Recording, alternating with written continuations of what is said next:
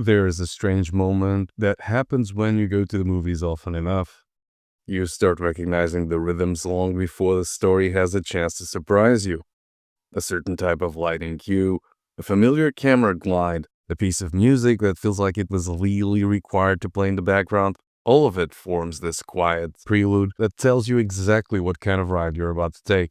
Spy films in particular have become fluent in this sort of shorthand.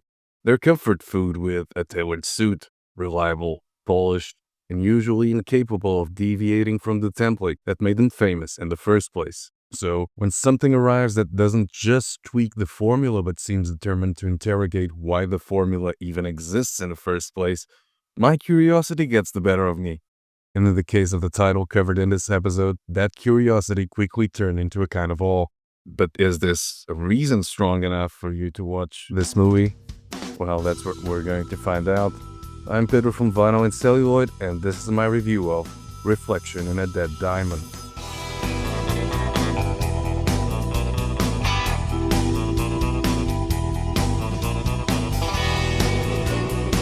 Now, spy cinema has always thrived on the illusion of timelessness.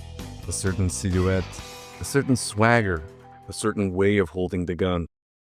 These images have been polished and repolished for decades until they've become less tropes and more cultural reflexes. They outlive and outlast political eras, cinematic trends, and even the actors who once defined them. What changes isn't the fantasy, but the world around it. Yet, every fantasy has an expiry date, and few filmmakers dare to confront that truth head on. What Kate and Forzani do with this movie is quietly radical. The duo doesn't attempt to reinvent the wheel, nor do they treat the genre as something to be nostalgically embalmed. Instead, they examine what happens when a cinematic identity begins to slip, when the veneer of stylish espionage reveals the cracks beneath. Their approach isn't reverent, but it isn't cynical either. Let's define it as archaeological, shall we? The filmmakers sift through decades of imagery, attitude, iconography, and pulp cool, but instead of rebuilding the myth, they unearth the emotional sediment behind it.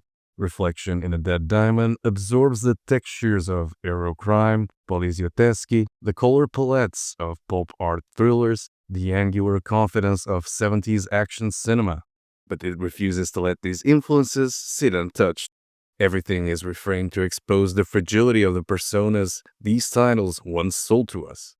And the more the film leans into these stylized fragments, the clearer its real target becomes. Because the movie isn't paying homage to a bygone version of cool, it's dissecting the machinery that created the illusion in the first place. The result is a title that feels both familiar and unusually introspective, using spectacle as a Trojan horse for something far more reflective and quietly devastating. But before I tell you how exactly the movie achieves this, let me tell you or remind you what this movie is about. Reflection in a Dead Diamond follows John Dimon, played by Fabio Testi, a retired operative enjoying a well-appointed life on the French Riviera, the kind of place where time seems to move differently and where a man with a complicated past can pretend it's long behind him. But that illusion falters when he becomes fixated on his new neighbor, a woman whose presence seems to stir dormant memories of his 1960s heyday. Missions filled with velvet-draped nightclubs, thinly veiled threats, and an elegance only old films still try to sell us. When this neighbor suddenly vanishes without explanation, Dimon's curiosity curdles into suspicion. He begins to fear that her disappearance is tied to enemies he believed buried in the past, particularly Serpentique, the elusive assassin whose shifting identities made her impossible to pin down and nearly impossible to survive.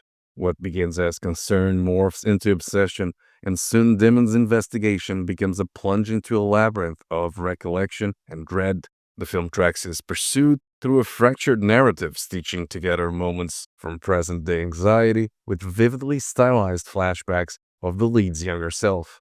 One moment he's combing the Riviera coastline for clues, the next he's back in a nightclub drenched in color, with a woman whispering something dangerous into his ear. Scenes repeat with subtle differences, as though the lead character can't be sure what actually happened and what his mind is reconstructing. As he digs deeper, the boundaries between memory and current events erode, Familiar faces from decades ago seem to bleed into the present. Details don't match, timelines slip, and past missions begin to feel less like recollections and more like warnings. The closer Demon gets to the truth behind the neighbor's disappearance, the more he's forced to confront the uncomfortable possibility that he's not chasing an enemy. He's chasing the unresolved fragments of the man he used to be. Now, there's a very specific trope that lived rent-free in spy fandom for decades. The encounter between the old agent and the new model. Sometimes it's written as mentorship, sometimes as rivalry, and even other times as a bittersweet handoff of responsibility. But the fantasy always promises a clean transition. The past walking beside the future as equals.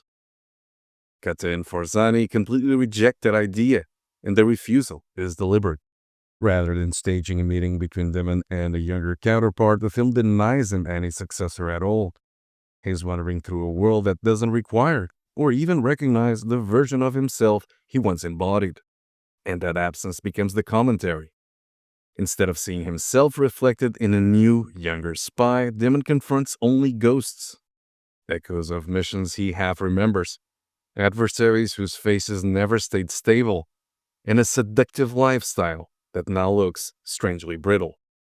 This is where the film's James Bond DNA becomes most compelling.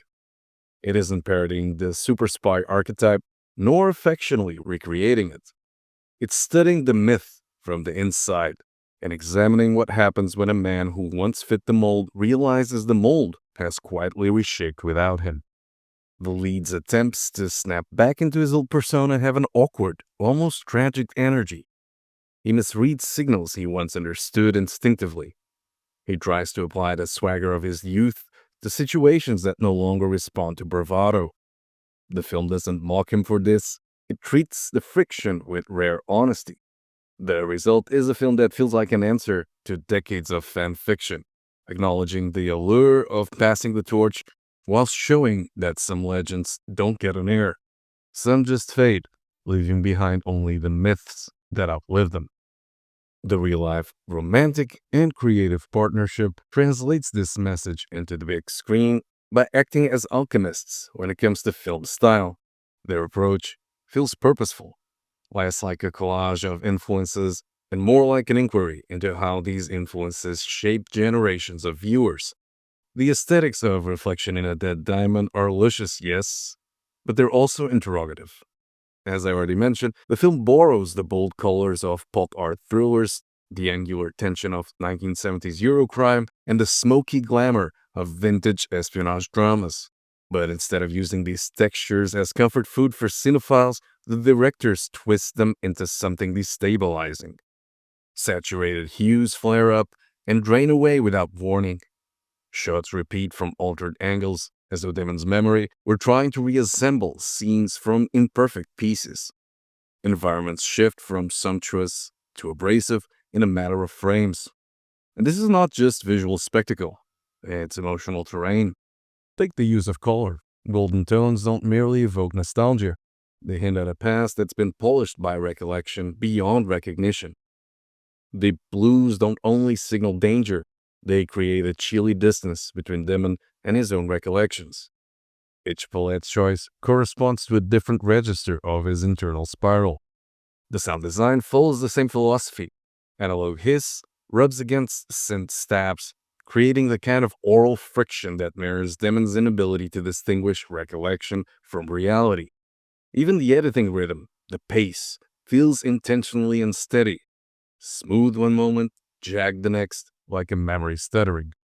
Homage is present everywhere, but reverence is nowhere to be found. Instead of presenting the influences as sacred, the film lays them bare, exposing the emotional scaffolding underneath. It's a rare case where style isn't a surface, it's a diagnostic tool. You could be easily fooled into thinking this title is a case of style over substance. After all, plenty of spy stories flirt with the idea of the past their prime operative, but few actually examine it with the tenderness found here. The film understands that aging isn't a slow fade so much as a series of sharp recognitions, moments where something familiar no longer responds the way it used to. And because Damon's former professional relies on composure, quick thinking, and impeccable instinct, each misstep lands with particular weight. As you may have guessed, aging plays a critical role in reflection in A Dead Diamond, and it's not framed as decline, but rather dissonance. Damon keeps trying to inhabit a version of himself that no longer aligns with the person standing in the mirror. A flirtation that once carried effortless charm now feels rehearsed. A pursuit sequence, instead of reigniting old adrenaline, becomes a confrontation with his current limitations. Even his ability to trust his own perspective begins to fray. What makes this portrayal moving is the absence of exaggeration. Damon isn't pitted, and the film never turns his natural condition into spectacle. The emotional intensity comes from the gap between what he remembers being capable of and what his life now permits.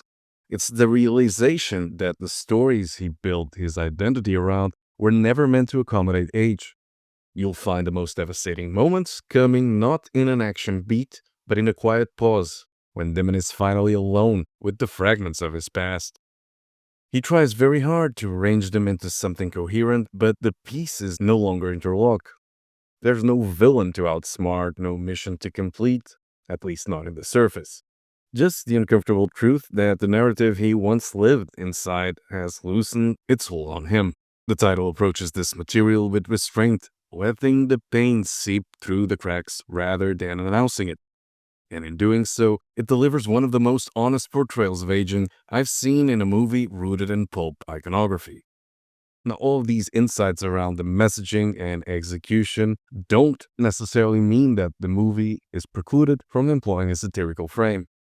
In fact, one of the film's most impressive feats is its ability to critique its own lineage without slipping into smugness. Reflection in A Dead Diamond is often funny, but the humor emerges from situation and tone rather than winks at the audience. Kata and Forzani understand that satire doesn't need to lean on jokes. It can operate through contrast. A great example of this is how the movie presents glamour. The nightclub sequences are choreographed with the grandeur of high-fashion campaign, but the moment Damon tries to inhabit that world again, something feels off. Not played for laughs, but quietly deflated. It's a comment on how the symbols of cool can persist long after the person meant to occupy them has moved on. The villains embody a similar absurdity. Their poise and menace feel slightly performative, as though they're imitating archetypes they inherited rather than crafting genuine threats. It's not parody, it's the recognition that genre tropes can harden into ritual. What keeps the satire grounded is the film's empathy for Damon. The absurdity never targets him. If anything, it exposes the artificial worlds he once navigated with confidence. The contrast between those environments and his present reality creates a reflective tension, one that's humorous but tinged with melancholy. The satire works because it deepens the film's emotional core. It highlights the mismatch between the ideals Damon once upheld and the life he now lives. Instead of undercutting the sincerity, the film uses its satirical edge to illuminate the cost of holding on to fantasies too tightly.